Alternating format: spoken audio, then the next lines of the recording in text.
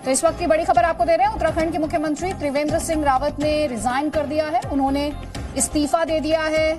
भाजपा के कई एमएलए उनसे नाखुश थे, खफा थे। 2 दिन तक दिल्ली में मंथन किया गया, काफी डिटेल डिस्कशंस हुए, लेकिन बात बन नहीं पाई और त्रिवेंद्र सिंह रावत ने अब अपना इस्तीफा राज्यपाल को सौंप दिया है। अब हर किसी को इंतजार उनकी प्रेस कॉन्फ्रेंस का है कि वो क्या कुछ कहते हैं, लेकिन जिस तरह से उनके खिलाफ पार्टी में जो एमएलए थे वो नाखुश थे, उसके बाद उनके इस्तीफे को लेकर लगातार स्पेक्युलेशन थी। आपको बता दें कई सारे नाम हैं जो अब सीएम की रेस में बताए जा रहे हैं, जिसमें मंत्री धन सिंह रावत का नाम है, सांसद अनिल बलूनी का नाम है, और इसके अलावा कुछ और नाम भी हैं। रिपोर्ट्स इस तरह की भी हैं कि त्रिवेंद्र सिंह रावत से नाराजगी विधायकों में बहुत ज्यादा थी और इसी वजह से बहुमत होने के बावजूद एक संकट था। 2 दिनों तक मंथन चलता रहा और जब मंथन चला तो उसके बाद से ही ये कयास लगने शुरू हो गए थे कि त्रिवेंद्र सिंह रावत सीएम पद से इस्तीफा दे सकते हैं। तो देखिए, जिन नामों का जिक्र मैं कर रही थी, धन सिंह रावत इस रेस में वो हैं, सतपाल महाराज हैं, उनके अलावा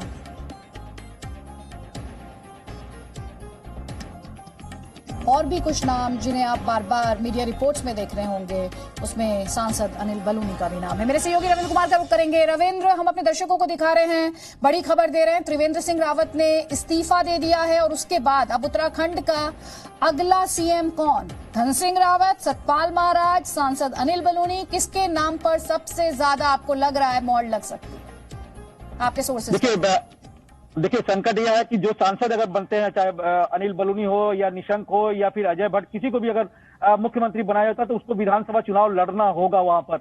और विधानसभा चुनाव जीत और हार तो बात की बात है, एक संशय बना रहेगा। ऐसे में ज्यादा संभावना ये दिख रही है कि किसी विधायक को वहां पर मुख्यमंत्री बनाया जाए, जैसा कि आपने ने भी नाम लिया। धन सिंह रावत का नाम सबसे आगे इस रेस में है। सतपाल महाराज, देखिए बीजेपी में एक परंपरा भी है, हालांकि कुछ एक आध बार ऐसा टूटा है कि जो मूल विचारधारा के रहते हैं, मूल पार्टी के, उनको ही सर्वोच्च पद पर बैठाने की एक परंपरा रही है। ऐसे में सतपाल महाराज हो या फिर हरक सिंह रावत हो या दूसरे, ये कहीं ना कहीं कांग्रेस से बीजेपी में आए हुए हैं और ऐसे में बीजेपी शायद इनको सर्वोच्च पद न दे। हालांकि कहना काफी मुश्किल अभी फिलहाल, क्योंकि पर्यवेक्षक जा रहे हैं, कल विधायक दल की बैठक है, उसमें सब कुछ तय होगा। लेकिन माना जा रहा है कि विधायक ही वहां पर सीएम होगा और उसमें धन सिंह रावत का नाम सबसे आगे है। इस डेवलपमेंट को कैसे देखा जाए रविंद्र? 1 साल दूर, विधानसभा इलेक्शंस, तरह तरह के दावे, तमाम तरीके के रिपोर्ट्स की त्रिवेंद्र सिंह रावत का जो रिपोर्ट कार्ड था वो बहुत अच्छा नहीं था। इसके अलावा उनके समर्थन में विधायक नहीं थे। आपके सोर्सेस क्या कह रहे हैं? देखिए, एक बात है कि जो त्रिवेंद्र सिंह रावत है, उनके ऊपर बहुत ज्यादा आरोप नहीं लगा और पार्टी का मानना है कि काम भी वो सुचारू रूप से ठीक ठाक ही किए थे, लेकिन उन्होंने बीजेपी को एकजुट नहीं रखा। खासकर जो कांग्रेस से आए हुए थे, और 18 जो विधायकों ने पहले ही पत्र लिखा था आलाकमान को, जिसमें उन्होंने मांग की थी कि आप मुख्यमंत्री बदलिए, नेतृत्व यहाँ पर परिवर्तन होना चाहिए। और उन 18 में सबसे ज्यादा थे जो कांग्रेस से आए हुए थे और बड़े बड़े नाम थे प्रदेश के।